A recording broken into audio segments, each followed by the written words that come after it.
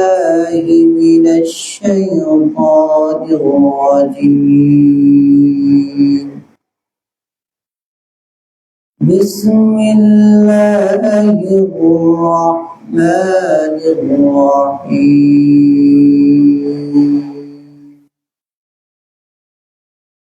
يا أيها الناس اتقوا ربكم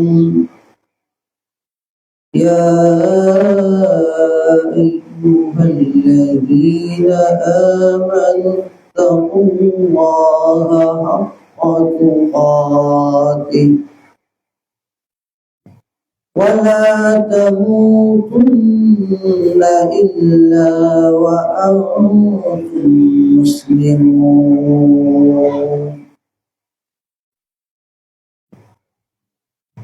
وقال رسول الله صلى الله تعالى عليه وسلم: الجنة تحت أقدام الأمهات، أو كما قال عليه الصلاة والسلام. درود شريف পড়ি। اللهم صل على محمد كما صليت على إبراهيم وعلى آل إبراهيم إنك حميد مجيد. اللهم بارك على محمد وعلى آل محمد كما باركت على إبراهيم وعلى آل إبراهيم إنك حميد مجيد. الحمد لله। अल्लाह जल्ला शान दरबारे लाखों कोटि शुक्रिया যে আল্লাহ জল্লা শানহু আমাদেরকে দয়া করে ইহসান করে আদর করে ভালোবেসে জুমার নামাজ পড়ার জন্য আগে আগে জামে মসজিদ আসার তৌফিক দিয়েছেন। এই জন্য অন্তর খুলে আল্লাহ পাকের শুকর আদায় করি আলহামদুলিল্লাহ।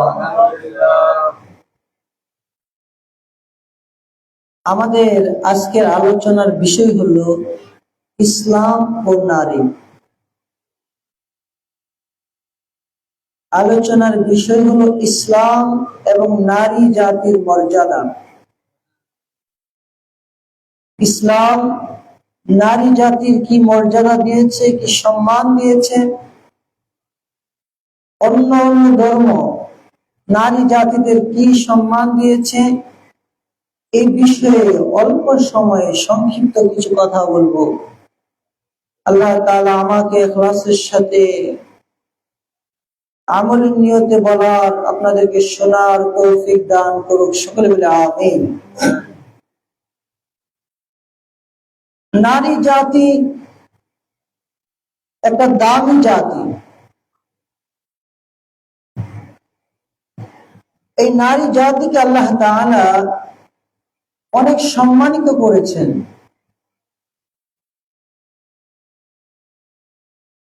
নারীদের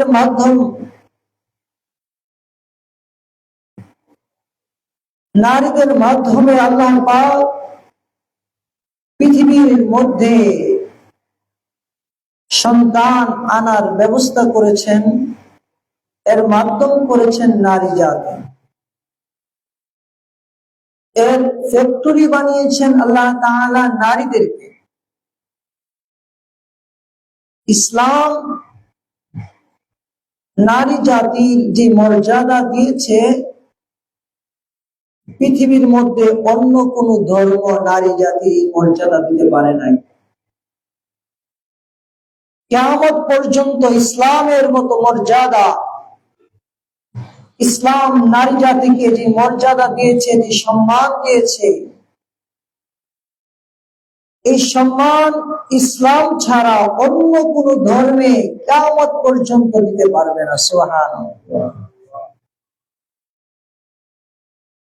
ইসলাম নারীকে কি সম্মান দিয়েছে? অন্য অন্য ধর্ম নারীদেরকে কি সম্মান দিয়েছে? এই বিষয়ে আমাদের আজকে আলোচনা হবে।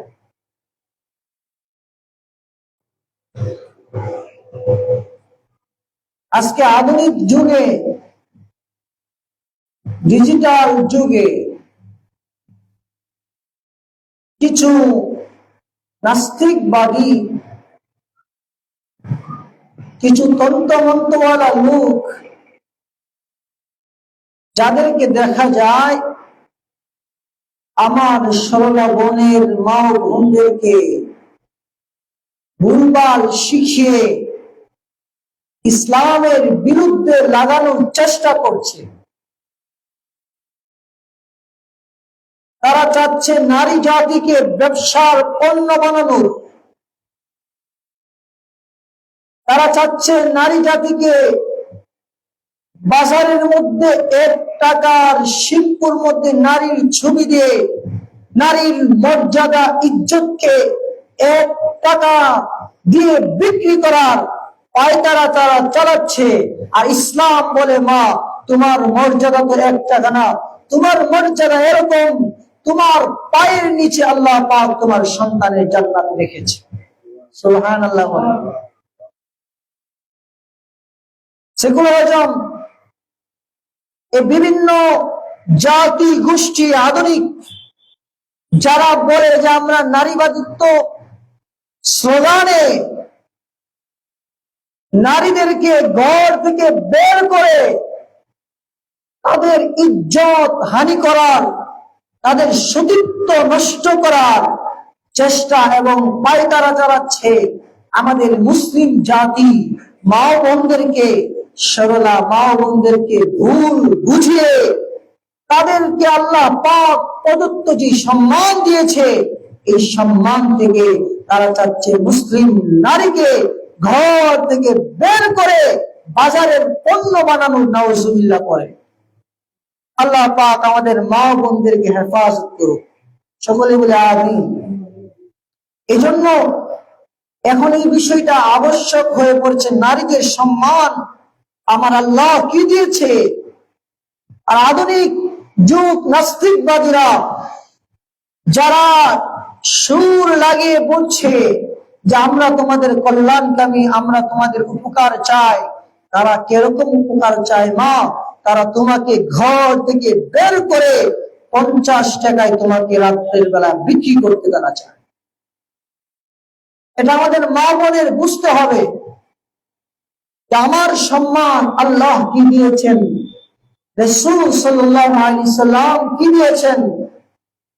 আর এই আধুনিক যুগে, ডিজিটাল যুগে তারা নারীবাদিত্বের নামে আমাদেরকে ঘর থেকে বের করে বেশ্যার পণ্য আমাদেরকে বানাতে চাচ্ছে।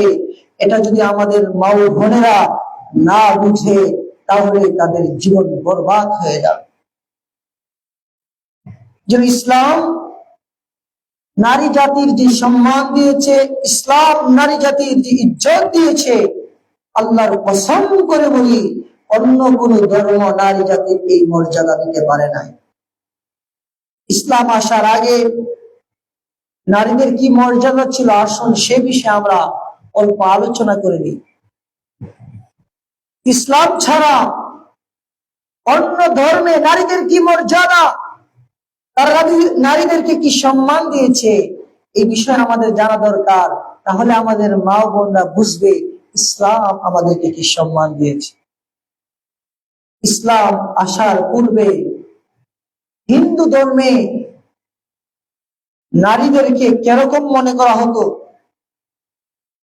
হিন্দু ধর্মে, হিন্দু সম্প্রদায় নারী জাতিকে অলক্ষী মনে করত। স্বামী যদি আগে মারা যায় স্ত্রী যদি পরে মারা যেত, স্বামীর সাথে স্ত্রীকে জীবন্ত দাফন দেওয়া হতো। নাউজুবিল্লাহ। মনে করতো যে এই মেয়ে হতভাগা, কেন তার স্বামী আগে মরলো, তারপর আস্তে আস্তে তাকে বনবাসে পাঠানো হতো। এই ছিল তাদের হিন্দু ধর্মে নারীদের সম্মান, এই ছিল তাদের সম্মান। স্বামী মারা গেলে স্বামীর সাথে সাথে তাদেরকে হত্যা করা হতো। খ্রিস্ট ধর্মে নারীদেরকে মনে করা হতো তারা সমস্ত অকল্যাণের মূল। তারা মনে করত বিবাহ শাদী করা, জীবন নষ্ট করা, মেয়েদেরকে জীবন সঙ্গিনী বানানো, এটা মানে তার জীবন নষ্ট। নারীদেরকে সমস্ত কাজের অলক্ষণ মনে করা হতো। খ্রিস্ট ধর্মে ইহুদি জাতিরা নারীদেরকে পেট আত্মা বলতো, ভূত বলতো, বলতো এরা যে জায়গায় যায় এই জায়গায় অলক্ষণ। আর অলক্ষণ বিভিন্ন ধর্মে নারী জাতির কোন সম্মান ছিল না। আরব জাতিরা নারীদেরকে এত সম্মান করত যে সম্পত্তি যেরকম ওয়ারিশ হয়, নারীদেরকেও তারা ওয়ারিশ সূত্রে বন্টন করতো। নাউজুবিল্লাহ। বাবা মারা গেছে, সন্তান মাকে বিবাহ করতো। নাউজুবিল্লাহ। নারীকে ওয়ারিশ বানাইতো। আরবে মেয়ে হওয়াকে তারা নিজেদের অসম্মানী মনে করত, বেয়াজ্জতি মনে করত। মেয়ে হইলে জীবন্ত দাফন দিত। ঠিক এই পরিস্থিতিতে আল্লাহ জাল্লা শাআনুহু নারীদের ইজ্জত সম্মান বাড়ানোর জন্য আমাদের পয়গম্বর আলাইহিস সালামকে প্রেরণ করলেন। সুবহানাল্লাহ। নারীদের ইজ্জত সম্মান মর্যাদা আমাদের পয়গম্বর আলাইহিস সালাম বাড়িয়েছেন।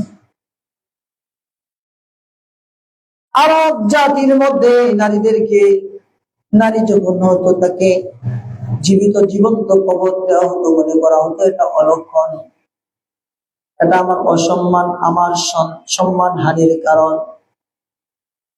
কিতাবের মধ্যে, হাদিসের কিতাবের মধ্যে ঘটনা লিখছে।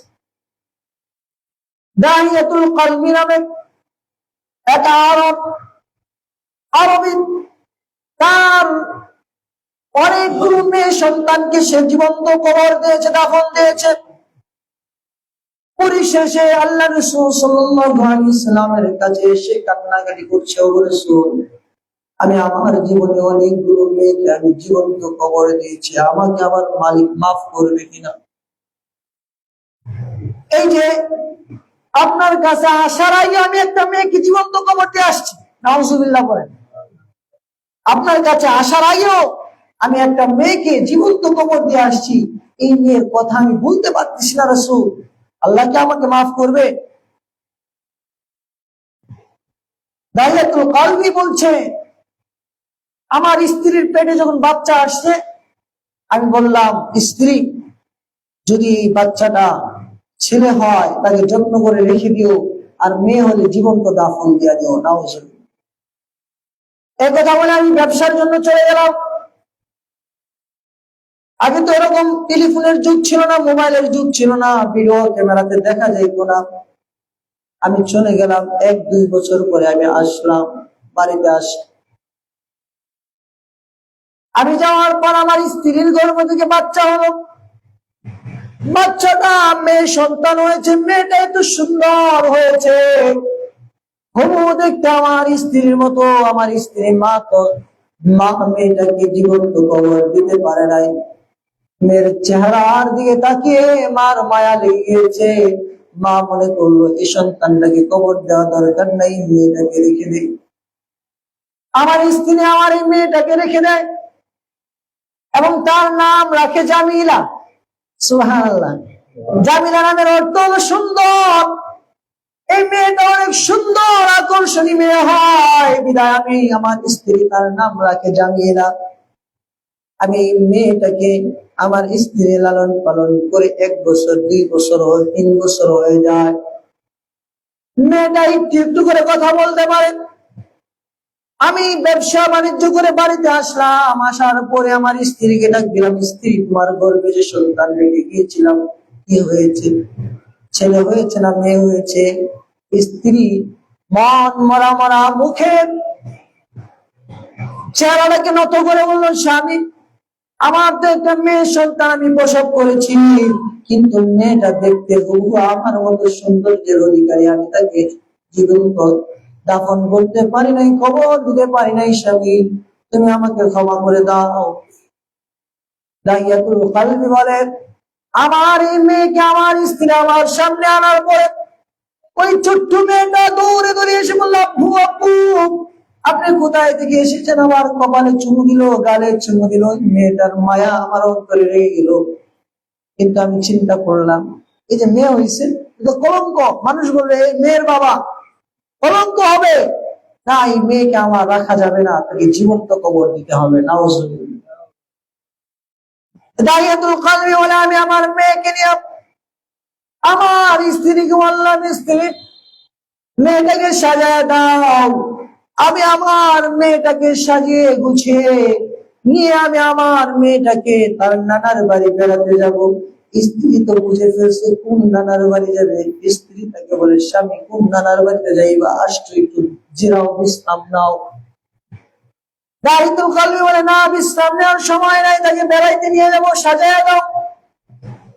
স্ত্রী তার মেয়েকে সাজায় দেয়। মা তো বুঝতেছে কোন নানার বাড়ি নিয়ে যাবে, এরকম এক নানার বাড়ি নিয়ে যাবে যেখানে গেলে ফিরার আর কোনদিন নাই, সুযোগ নাই।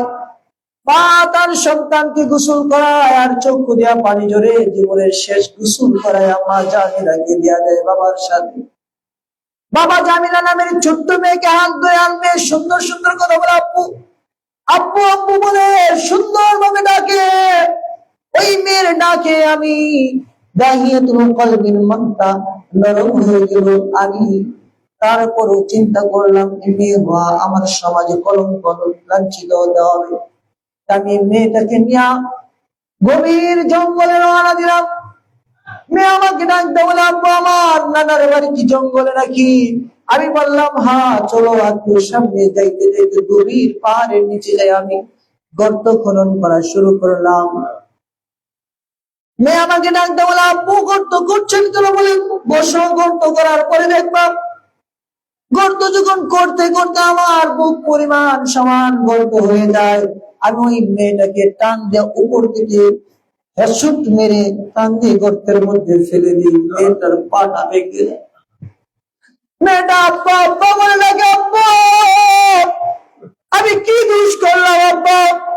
কেন আমাকে উঁচুট মেরে পা ভেঙে দিয়েছ? আমাকে গাতার মধ্যে কেন ফেলে দিয়েছ? আপনার যদি মেয়ে হওয়া লাঞ্ছনা কর হয়, তোমার যদি অসম্মানী হয়, আমাকে ছেড়ে দাও। আমি জীবনে আর কোনোদিন তোমার আব্বু বলে ডাকবো না। আমি চলে যাবো, এরকম এক দেশে চলে যাবো যেখানে আমাকে কেউ খুঁজে পাবে না, তুমিও খুঁজে পাবে না, মাও খুঁজে পাবে না। কিন্তু আমি নিষ্ঠুর।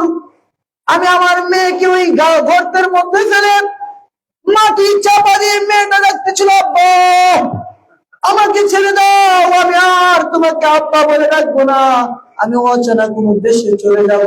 কিন্তু আমি নিষ্ঠুর, দাহিয়াতুল কলবির মন মানলো না। আমি আমার মেয়েটাকে জীবন্ত কবর দিলাম। একেবারে শেষ যে আওয়াজটা মাটি চাপা দেওয়ার পরে আমার কানের আওয়াজটা এখন আমার বাসটি গানে সুবহানাল্লাহ। আমার ওই মেয়ে আমাকে বলতেছিল, আব্বু আমি মেয়ে হয়ে যদি তোমার কলঙ্ক হয়ে থাকে, তুমি আমাকে দয়া করে ছেড়ে দাও। আমি আমার তোমাকে আব্বু বলে রাখবো না, তোমার সাথেও যাবো না। আমি এরকম এক জায়গায় চলে যাব যেখানে আমাকে কেউ পাবে না, তুমি খুঁজে পাবে না, মাও খুঁজে পাবে না। কিন্তু আমি নিষ্ঠুর, আমার মেয়ের কথা শুনি নাই। আমি আমার এই মেয়েটাকে জীবন্ত মাটির নিচে দাফন দিয়েছি। আমি জীবন্ত দাফন দিয়ে আমার মেয়েটাকে আমি যখন বাড়িতে আসলাম, স্ত্রী তো বুঝে ফেলেছে মেয়েটাকে জীবন্ত দাফন দিছি। স্ত্রী কান্না করতেছে, স্বামী আমার মেয়েকে কোথায় রেখে আসতো? বলে, স্ত্রী তোর মেয়েকে এরকম এক জায়গায় রেখে এসেছি যেখানে যাইলে আর ফিরে আসা যায়। স্ত্রী বলে, স্বামী তুমি এটা কি করলাম? আমার এত সুন্দর একটা মেয়ে ছিল, তার নামটা আমি রাখছি জামিয়া, সে তার নামের মতো সৌন্দর্য ছিল, তুমি তাকে জীবন্ত দাফন করলাম। আমি আমার স্ত্রীকে ধরে বুকে জড়ে কান্না করতেছিলাম আর বলতেছিলাম, স্ত্রী আমি এটা কি করলাম, আল্লাহ আমাকে মাফ করবে কিনা। এই মেয়ের কথা তো আমি বলতে পারি না। এই যে তার আক্ষেপ আসলো, দৌড়ে আল্লাহ রাসূলের কাছে চলে গেলেন। সুবহানাল্লাহ। রাসূলুল্লাহ বললেন, দাইয়াতুল কলবি, তুমি তোমার মেয়েকে জীবন্ত কবর দিয়েছো। তুমি যদি তওবা করে কালিমা পড়ে মুসলমান হয়ে যাও, আল্লাহর কাছে তওবা করো, তাহলে আল্লাহ তাআলা তোমার জীবনের সমস্ত গুনাহগাতা মাফ করে দিবে। আল্লাহ রাসূল ডাকতে বলেন, ও মক্কাবাসীরা শোনো, যার 3টা মেয়ে সন্তান হবে, তালাতান, 3টা মেয়ে সন্তান হবে, কন্যা সন্তান হবে, 3টা মেয়ে সন্তান হবে, এবং এই মেয়ে সন্তানের লালন পালন করবে, কষ্ট সহ্য করবে। এই মেয়েকে কষ্ট সহ্য করে লালন পালন করবে।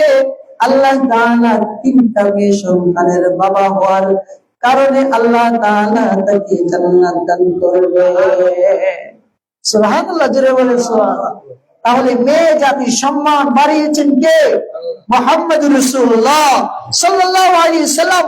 যে মেয়েকে জীবন্ত দাফন করা হতো, আমার রাসূলের জবানে বললেন যে যার ঘরে 3টা মেয়ে হবে এবং তার লালন পালন করবে, সে জান্নাতি। সুবহানাল্লাহ। সাহাবী ডাকতে বলে, ইয়া রাসূলুল্লাহ, তার যদি 3টা মেয়ে না হয়, 2টা মেয়ে হয়, কি হবে? আল্লাহ রাসূল বললেন, কেউ যদি 2টা মেয়ে হয়, ওই মেয়ের লালন পালন সঠিক ভাবে করে তাকে মানুষ করায়, তার যখন বয়স হয়ে যায়, উপযুক্ত জায়গায় তাকে বিবাহ দেয়, আল্লাহ পাক 2টা মেয়ের লালন পালন করার কারণে তার বাবাকে জান্নাত দান করবে। আর আমরা তো মেয়ে হলে অসন্তুষ্টি, কালে মেয়ে হয়েছে কপাল পোড়া, স্ত্রীর বকাঝকা করে, কি ব্যাপার তোমার শুধু মেয়ে হয় কেন? মেয়ে হওয়া তো স্ত্রীর দোষ না, স্বামীর দোষ। স্ত্রীর তো এখানে কোনো ক্ষমতা নাই। হাদিস বুখারীর মধ্যে আসছে, স্বামী স্ত্রীর যখন মহব্বত হয়, মহব্বতে হওয়ার সময় স্ত্রী থেকে স্বামী যদি গায়েব হয়, তখন ছেলে সন্তান হয়। আর স্বামী যদি একটু দুর্বল হয়, স্ত্রী যদি সবল হয়, মহব্বতের সময়, এটা শর্মের আলোচনা তাই বিস্তারিত করছি না, তখন মেয়ে সন্তান হয়। বিস্তারিত আলোচনা হাদিসের কিতাবে আসছে। এই যে এটা তো স্ত্রীর দোষ না, সন্তান মেয়ে হচ্ছে স্ত্রীর গেবত। তাহলে মেয়ে হয় কেন? মেয়ে কার রহমত? আল্লাহ পাকের রহমত। মেয়েকে আল্লাহ তাআলা রহমত বলেছেন, মেয়েকে আল্লাহ তাআলা বরকত বলেছেন, আর ছেলেকে আল্লাহ তাআলা রহমত বলেছেন। মেয়েকে আল্লাহ কেন বরকত বলেছেন আর ছেলেকে কেন রহমত বলেছেন? এর কারণ হলো, ছেলে হলো রহমত। ছেলে রহমত মানে ছেলে আপনাকে আল্লাহ একটা সন্তান দান করেছে, এই সন্তানটা হলো আপনার জন্য রহমত। রহমত 2 তরিকায় হয়। রহমতের যদি কদর করে, রহমত বাড়াবেন কে? আর রহমতের যদি কদর না করে, বিদ্যা হলে বৃদ্ধাশ্রমে রেখে আসবে। নাউজুবিল্লাহ বলেন। রহমত, ছেলেকে আল্লাহ রহমত বানিয়েছেন। ছেলেকে যদি সঠিক শিক্ষায় শিক্ষিত না করেন, এটাকে যদি সঠিক জায়গায় তাকে কাজে না লাগান, এই ছেলে রহমতটা আপনার জন্য বড় হয়ে গজব হবে, বড় যখন হবে আপনাকে বৃদ্ধাশ্রমে রাখবে, খাবার দিবে না, আপনাকে কষ্ট দিবে। এই জন্য আল্লাহ ছেলেকে রহমত বলেছেন, যে আমি আল্লাহ ছেলেকে রহমত বানাইলাম। রহমতকে যদি তুমি কদর করো, সঠিক শিক্ষায় শিক্ষিত করো, এই ছেলে তোমাকে বড় হয়ে সুখে রাখবে। আর রহমতের যদি কদর না করো, এটা হিরুজি হবে, জাগুল হবে, বকাটে হবে, বৃদ্ধা অবস্থায় তোমাকে সে বৃদ্ধাশ্রমে পাঠাবে। আর রহমতের কদর করে তাকে যদি সঠিক শিক্ষায় শিক্ষিত করো, বড় হয়ে সে তোমার পা চুমাবে। সুবহানাল্লাহ। এই জন্য আল্লাহ তাআলা ছেলেকে রহমত বলেছেন। ছেলে উপকারও আসতে পারে, ক্ষতি তো। সঠিক জায়গায় ব্যবহার করলে উপকার, অঠিক জায়গায় ব্যবহার করলে কি অপকার। আর মেয়েকে আল্লাহ বরকত বলেছেন, মেয়ের দ্বারা কোনো ক্ষতির সম্ভাবনা নাই। মেয়েকে আল্লাহ বরকত বলেছেন, মেয়েকে লালন পালন করবা, মেয়ে তোমার জন্য বরকত কল্যাণ নিয়ে আসবে, এই মেয়ের দ্বারা তোমার কোনো ক্ষতি হবে না। যদিও বর্তমান জামানায় হয় এটা তাদের দোষে হয়। এই জন্য বিবাহ করার আগে ঘোরা দেখা বিবাহ করা। ছেলেরা তো এখন পাগল হয়ে গেছে, প্রেমের লোকে এরকম ধরছে, ফেসবুক ইউটিউব এগুলো বের হয়ে মেসেঞ্জারের মাধ্যমে সারা রাত ছেলেমেয়েরা কথা বলে প্রেম করে মা বাপের না জানে বলে বিয়ে করার 1 বছর পরে করবাতাল খাইতাম না লাগে ইচ্ছা মনে উঠছে। একবার গেছে বাজারে যায় আঙ্গুর গাছ আছে না, আঙ্গুর গাছ নিয়ে তাই না বাড়িতে আইসে ছেলে। মা আঙ্গুর গাছ আইনা যখন গাছটা আনছে, মা ঘরে ঝাড়ু দিতেছে আর দেখে ছেলে আঙ্গুর গাছ আনছে। বাবা তুমি কি আনছো? আম্মা আঙ্গুর গাছ আনছি। মা কেন? বাবা তুই আঙ্গুর গাছ আনছো, কি কথাটা কান্দা দিস? আম্মা তুমি কান্দা দিলা কে? বাবা কইস না, তোর নানা বড় শখ ছিল আঙ্গুর ফল খাইবো, মরণের আগে কইছিল, কিন্তু টেগার লিগে তোর বাবারে তোর নানারে আঙ্গুর ফল খাওয়াইতে পারিনি। ফুটকি আঙ্গুর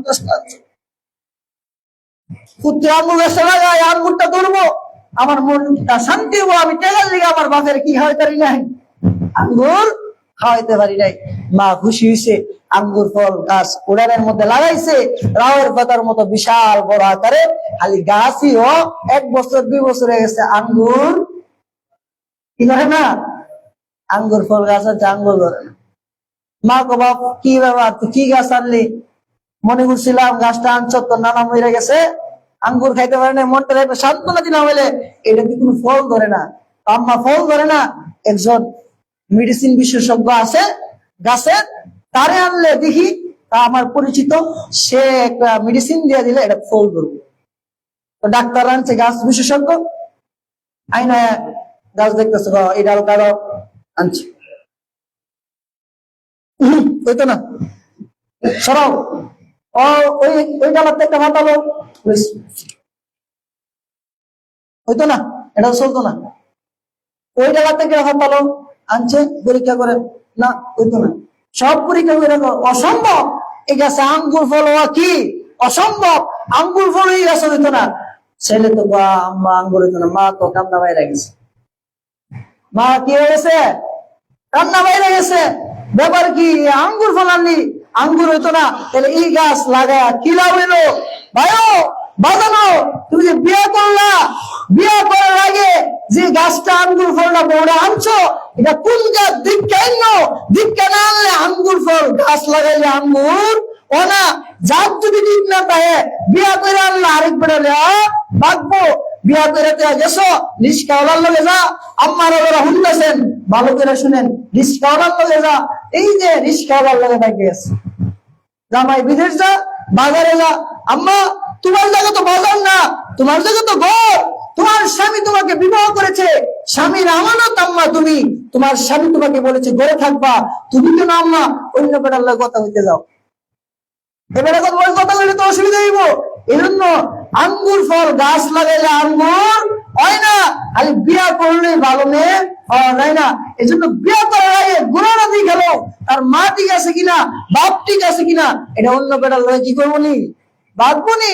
এই জন্য ইসলাম মেয়েদের কি সম্মান দিয়েছে, এরকম সম্মান দিয়েছে। আল্লাহ রসুল বললেন, যার 3টা মেয়ে হবে সে কি জান্নাতি, যার 2টা মেয়ে হবে সে জান্নাতি। আরেক সাহাবী দাঁড়ায় বলে, ইয়া রাসূলুল্লাহ আমার তো একটা মেয়ে হইলে কি? সুবহানাল্লাহ বলেন না, কত সহজ করে দিছেন। আল্লাহ রাসূল বলে, ও সাহাবী যদি তোমার একটা মেয়ে হয় আর ওই মেয়েটাকে তুমি ভালোভাবে লালন পালন করো, সঠিক সময়ে বিবাহ দাও, তাহলে আল্লাহ পাকই একটা মেয়ের বিনিময়ে তোমাকে জান্নাত দান করবে। ইসলাম নারী জাতির সম্মান বাড়িয়েছে না কমিয়েছে? আল্লাহ রাসূল বলেন, খায়রুকুম লিআহলি, তোমাদের মধ্যে ওই পুরুষ সবচেয়ে উত্তম যে পুরুষকে তার স্ত্রীকে উত্তম। সুবহানাল্লাহ। ইসলাম কি সম্মান দিয়েছে, ইসলাম নারীকে কি সম্মান দিয়েছে। ইসলাম বলে, পুরুষ তুমি তোমার স্ত্রীর মুখে একটা লুকমা তুইলা দিবা, আল্লাহ পাক তোমাকে একটা নেকি দান করবে। সুবহানাল্লাহ বলেন না? একটা নেকি, একটা লুকমা স্ত্রীকে মাইকে খাওয়াই দিল, কি হয়? নেকি হয়। ইসলাম বলে তোমার স্ত্রীকে নিয়ে মাঝে মধ্যে রাতে একটু হাসি গল্প করলা, হাসি ঠাট্টার গল্প করলা, তাহলে তোমার নেকি। আল্লাহ রাসূল সাল্লাল্লাহু আলাইহি সাল্লাম রাত্র যখন গভীর হয়ে যেত স্ত্রীদেরকে নিয়ে হাসি ঠাট্টার গল্প করতেন। সুবহানাল্লাহ। একদিন আল্লাহ রাসূল রাত্রি গভীর হয়েছে, বসা আয়েশা, আম্মাজান আয়েশাকে নিয়ে বসে। আম্মাজান আয়েশা এইদিকে বসে, আল্লাহ রাসূল বসে হাত ধরে বসে রয়েছে। আয়েশা রে বলছে, আয়েশা এই যে আকাশের তারকা দেখতেছো, কি দেখতেছো? তারকা। এই দেখো আকাশে কতগুলো তারকা, এই তারকা, এই তারকা কি গোনা যাবে কিনা? আয়েশা বলেন, না হুজুর গোনা যাবে না। আল্লাহ রাসূল বলেন, আয়েশা রে আকাশের যতগুলো তারকা, এই আকাশের তারকার সম পরিমাণ উমরের নেকি। সুবহানাল্লাহ। আয়েশা রাদিয়াল্লাহু তাআলা আনহার মনটা বেজার হয়ে গেল। আমার আব্বার নামটা বললো না। আয়েশার আব্বার নাম কি? আবু বকর রাদিয়াল্লাহু তাআলা আনহু। মনটা বেজার হয়ে গেছে। আল্লাহ রাসূল বুঝতেছে বউয়ের মন কি বেজার। আয়েশা কিছু কইবানি, কি আর কমু, কিছু করার নাই। কইবা তো, মনে তো কইবা। আমার আব্বার নামটা যু কইতাই তাহলে তো মনটা একটু খুশি লাগবে। সুবহানাল্লাহ বলেন। আল্লাহ রাসূল বলে, আয়েশা তোমার আব্বার কিরকম নেকি জানোনি? ওরে আয়েশা, আমি যখন হিজরত করেছিলাম আবু বকর আমার সাথে গর্তের মধ্যে ছিল। আবু বকরের এক রাতের নেকি আয়েশা আমার সমস্ত উম্মতের সারা জীবনের নেকি যদি এক পাল্লায় রাখা হয়, আর আমার আবু বকরের এক রাতের নেকি তার থেকে বাড়ি হয়ে যাবে। আয়েশার মনে হাসি হুইটা উঠলো। আল্লাহ রাসূল স্ত্রীদেরকে নিয়েও মহব্বত করতেন। স্ত্রী আম্মাজান আয়েশা রাদিয়াল্লাহু তাআলা আনহা গ্লাসের যে জায়গা দিয়ে পানি খাইতেন আল্লাহ রাসূল এই জায়গা দিয়ে পানি পান করতেন। সুবহানাল্লাহ। আম্মাজান খানা খেয়ে আড্ডি রাখছেন, আল্লাহ রাসূল ওই আড্ডিটা আবার খাইতেন। এই মহব্বত আল্লাহ রাসূল শিখিয়েছেন। এই জন্য আল্লাহ রাসূল বলেছেন, খায়রুকুম লিআহলিহি, তোমাদের মধ্যে সর্বোত্তম পুরুষ হলো যে স্ত্রী তার স্বামীকে ভালো বলে। আরেক হাদিসে আল্লাহ রাসূল বলেন, একজন স্বামী মারা গেল, স্ত্রী যদি বলে আমার স্বামীর মতো ভালো পুরুষ এই পৃথিবীতে নাই, বিনা হিসাবে স্বামী জান্নাত। স্ত্রী মারা গেল, স্বামী বলল স্ত্রী জান্নাতি। আমাদের সংসারের হালত, পারিবারিক অবস্থা যদি আমরা দেখি, স্ত্রী মনে মনে বদ্ধ করে, হ্যাঁ মরে গেলে ভালো আছি, হ্যাঁ মরে গেলে ভালো আছি। এরকম নির্যাতন নিপীড়ন স্ত্রীর উপর করে, স্ত্রী স্বামীর জন্য বদ্ধ করে। আল্লাহ রাসূল বলেছেন, সর্বোত্তম পুরুষ হলো সে যে তার স্ত্রীর কাছে সর্বোত্তম। এই জন্য ইসলাম যে শিক্ষা দিয়েছে পৃথিবীর মধ্যে অন্য কোন ধর্ম এই শিক্ষা দেয় নাই। আল্লাহ রাসূল হাদিসে বলেন, আল জান্নাতু তাহতা আকদামিল উম্মাহাত। ও পৃথিবীর মানুষেরা শুনে রাখো, আমি আল্লাহ রাসূল ঘোষণা করলাম, আমার আল্লাহ পাক মা জাতিদের পায়ের নিচে আল্লাহ পাক জান্নাত রেখে দিয়েছেন। সুবহানাল্লাহ। বলে মা জাতিদের সম্মান কম না বেশি? এক সাহাবী এসে বললেন, ইয়া রাসূলুল্লাহ, আমার সবচেয়ে বেশি হক কে রাখে? আল্লাহ রাসূল বলেন, উম্মুকা, তোমার মা। বলেন, মান আহাক্কু সুম্মা আহাক্কু? আল্লাহ রাসূল বলেন, উম্মুকা, তোমার মা। তিনবার বললেন, ইয়া রাসূলুল্লাহ, আমার সবচেয়ে বেশি হক অধিকার কে রাখে? আল্লাহ রাসূল বললেন, তোমার মা। চারবারের মতো বলেন, আবুকা, তোমার বাবা। তারপরে তিনবার আল্লাহ রাসূল মার কথা বলেছেন। আল্লাহ রাসূল নারীদের ইজ্জত সম্মান এরকম ভাবে বাড়িয়েছেন। আল্লাহ তাআলা নারীদের সম্মান এরকম ভাবে বাড়িয়েছেন। কোরআনে আল্লাহ পাক নারীদের সম্মানের কথা বলেছেন।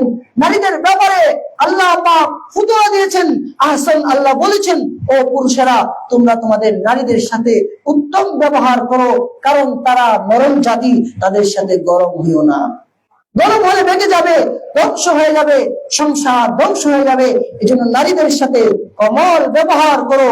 ইসলাম নারীদেরকে যে সম্মান দিয়েছে, যেটা বলতেছিলাম, পৃথিবীর বুকে অন্য কোন ধর্ম নারী জাতিকে সম্মান দেয় নাই। আজকে সেকুলার প্রজম, আজকে আধুনিক বিজ্ঞান, নাস্তিকেরা বলে নারী জাতিদের সম্মান নাকি ইসলাম দেয় নাই, ইসলাম নাকি নারী জাতিদেরকে সম্পদের অর্ধেক ভাগ দিয়েছে। আরে ভাই, নারী জাতিকে সম্পদের অর্ধেক ভাগ দেয় নাই। নারী ওয়ারিসে কোরআনে কারিমে ওয়ারিসের ক্ষেত্রে 8 জনের নাম আসছে। কয়জনের নাম? 12 জনের নাম কোরআনে কারিমে আসছে। 12 জন সম্পদের ওয়ারিশ পায়। সম্পদের ওয়ারিশ পায় মারার পরে এর মধ্যে 8 জনই নারীর নাম। সুবহানাল্লাহ বলে। আর 4 জন মেয়ের নাম।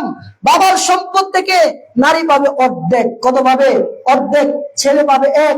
স্বামীর সম্পদ থেকে নারী পাবে 8 ভাগের 1 ভাগ। কত ভাগ? 8 ভাগের 1 ভাগ। সন্তানের সম্পদ থেকে পাবে, ভাইয়ের সম্পদ থেকে পাবে। তাহলে নারী কয় জায়গা থেকে পাইছে?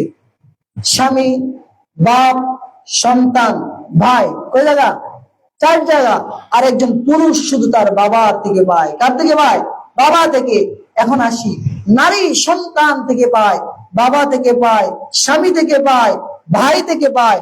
পুরুষ পায় কার থেকে? শুধু বাবা থেকে। এখন আসেন, নারীকে আপনি, নারী ধরেন 100 পাইছে, 100 থেকে 50 পাইছে, পুরুষ পাইছে 100। পুরুষ পাইছে কত? 100। এখন পুরুষ বিবাহ করছে। কি করছে? বিবাহ করছে।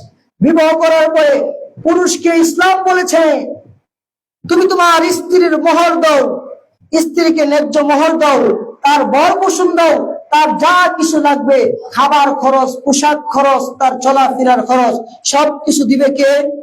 পুরুষ। কে দিবে? পুরুষ। স্বামী দিবে। এখন পুরুষ বড় হয়েছে, তার স্ত্রীকে দেখতে হবে। মা বাবা বৃদ্ধ হয়েছে, ইসলাম বলেছে পুরুষ তার মা বাবাকে দেখবে, মা বাবার সেবা যত্ন করবে, মা বাবার খোঁজ খবর নেবে। আর নারীকে বলছে তুমি বাবা থেকে অর্ধেক পাইছো, বিয়ে হয়েছে, জামাইয়ের কাছে যাইবা, অর্ধেক সম্পদ আমানত তোমার কাছে থাকবে, পুরাটাই আছে, জামাই তোমার দেখাশোনা করবে। কাপড় লাগবো জামাই দিব, শ্যাম্পু লাগবো জামাই দিব, খাবার লাগবো জামাই দিব, যা লাগবো সব স্বামী দিবে, তোমার কিছু বানতে হবে না। তুমি যে 50 টাকা পাইছো, 50 টাকা তোমার পকেটে। আর পুরুষ যে 100 পাইছে, 100 থেকে 50 ধরেন মহরে বেড়াইলো, আর 50 বাবা মার তলে ধরে খরচ আছে, আর কি? 0। তাহলে ইসলাম নারীকে ঠকিয়েছে না জিতিয়েছে? কি বলেন? নারী জিতছে না ঠকছে? ইসলাম নারীকে জিতাইছে না ঠকাইছে? ইসলাম নারীকে জিতিয়েছে। আর আজকে আধুনিক বাদরা তারা বলতেছে নারী, ইসলাম তোমাকে ঠকিয়েছে। ইসলাম তোমাকে বলেছে তুমি ঘরের মধ্যে পর্দা করো, তোমার স্বামী ব্যবস্থা করবে না, এটা করার দরকার নাই, তুমি বাইরে আসো, হুইটেলের ম্যানেজারি করবা। নাউজুবিল্লাহ বলেন। ঘরে স্বামীকে তোমার পাকায় খাওয়াইতে ভালো লাগে না, হুইটেলে গিয়ে তুমি ম্যানেজারি করবা, তুমি হুইটেলের কি জানি দাঁড়া দাঁড়া ওয়াটারশিপ করবা।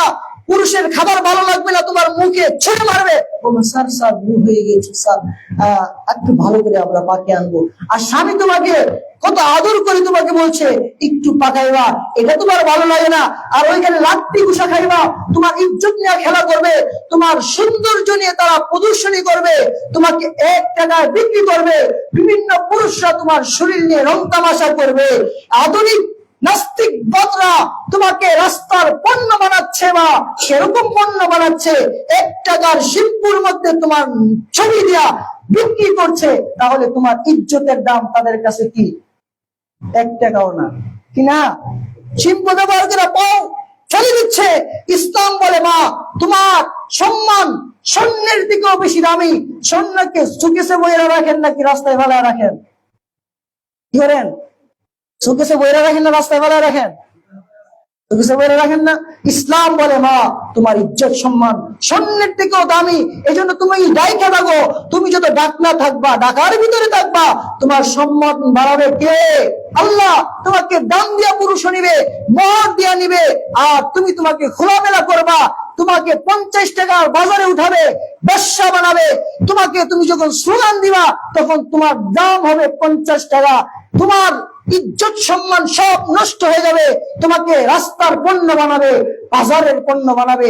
আর ইসলাম বলে নারী তুমি বাজারের পণ্য না, তুমি যখন কোন পুরুষের স্ত্রী হইবা তুমি তার আদরের দুলাল, তুমি তার কলিজার টুকরো হইবা, তুমি তার শান্তির জায়গা হইবা। তুমি যখন কোন ছেলের মা হইবা তোমার পায়ের নিচে তার জান্নাত হবে। তুমি যখন কোন ছেলের ভাই হইবা তখন তুমি তার কলিজার টুকরা হইবা, স্বামীর চোখের শান্তি হইবা। ইসলাম নারীকে এই সম্মান দিয়েছে। নারী জাতি যদি এই সম্মান না বুঝে, আধুনিকতার ছোঁয়াবে বলে পুরুষ নারী সমান অধিকার। পুরুষ যদি প্যান্ট পরে ঘুরে, আমিও প্যান্ট পরে ঘুরবো।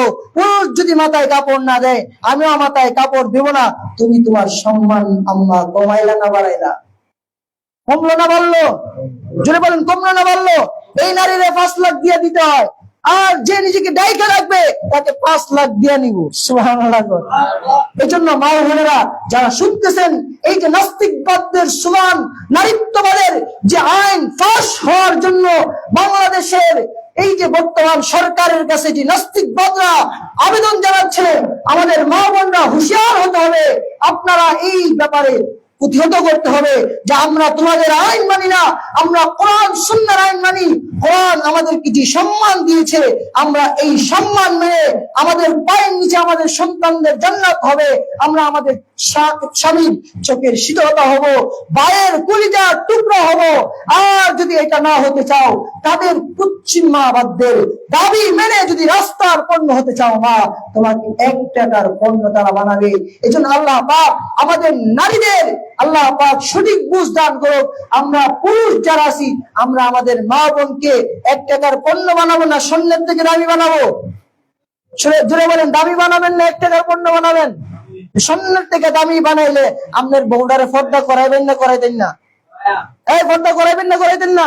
রাস্তায় সাদা সাইরা দিবেন যে আমার বউ সবাই দেহ কত সুন্দর, পরে আরেক বেড়া 1 বছর পরে গেলে ভাগবো না। এটারে আমার স্ত্রী, এটা আমার দায়িত্ব, আমার আমানত। তার সৌন্দর্যকে আমি দেখবো, আমার সামনে প্রদর্শন করবে সে তার সৌন্দর্য। এই জন্য ঘরে সে সাজেগুজে থাকবে, স্বামীর সামনে সাজবে। স্বামীর সামনে স্ত্রী যত সাজে তত নেকি হবে, আর পরপুরুষের সামনে যত সাজবে, একজন চোখ দিয়ে দেখবে জিনার গুনাহ তার আমল নামায় লেখা হবে। নাউজুবিল্লাহ বলেন। এই জন্য আমার মা বোনেরা, স্বামী ছাড়া অন্য কোনো পুরুষের সামনে সাজবো না। বাহিরে যাবো তো পর্দা করে যাবো, স্বামীর সামনে আমরা সাজুগুজু করব। আল্লাহ পাক আমাদেরকে কোরআন সুন্নাহ মতে আদর্শ নারী হওয়ার তৌফিক দান করুক, আদর্শ পুরুষ হওয়ার তৌফিক দান করুক। সকলে বলে আমিন। ওয়া আখির দাওয়ানা আলহামদুলিল্লাহ। যারা সুন্নাত মেনে চলে, সুন্নাত